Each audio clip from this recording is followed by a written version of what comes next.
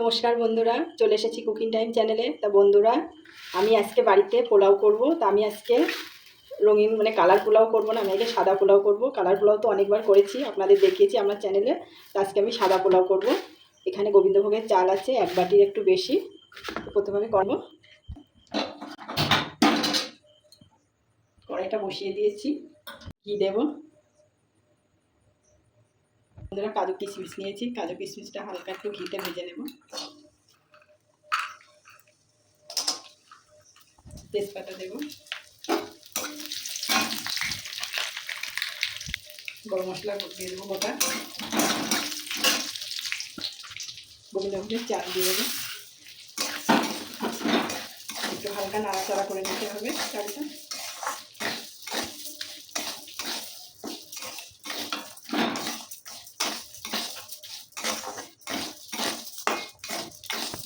এখানে আমি 1 বাটির বেশি চাল দিয়েছি। এখানে আমি যেহেতু 1 বাটি চাল দিয়েছি, এখানে 2 বাটি জল দিতে হবে।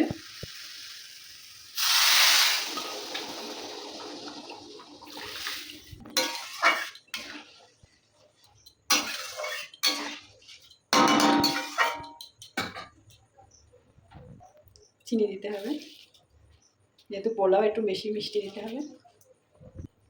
লবণ দিতে হবে স্বাদ মতো।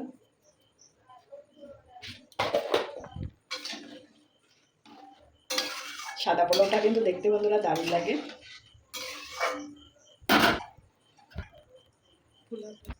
ঢাকা দিয়ে রেখে দেবো।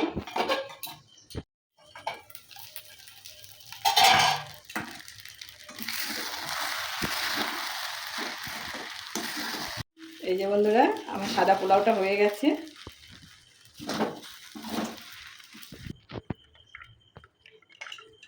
বন্ধুরা, এইসব পোলাও সাধারণত মায়াপুর টুর এইসবগুলোই বেশি বানানো হয়।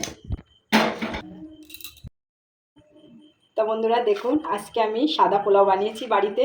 কালার পোলাও তো 2বার বানিয়েছি, অনেকেই আমরা সব জায়গায় কালার পোলাও খাই। তা আজকে আমি বাড়িতে ভাবলাম একটু সাদা পোলাও করি। তা দেখুন বন্ধুরা, আমি সাদা পোলাও বানিয়েছি। তা বন্ধুরা, আমি একটু পোলাওটা করতে গিয়ে আমার কড়াইটা একটু তেতে গেছিলো, তার জন্য একটু কালারটা অন্যরকম হয়ে গেছে। তাও কিন্তু এমনি দারুণ হয়েছে, ঝুড়ো হয়ে গেছে ভালো। এই যে দেখুন।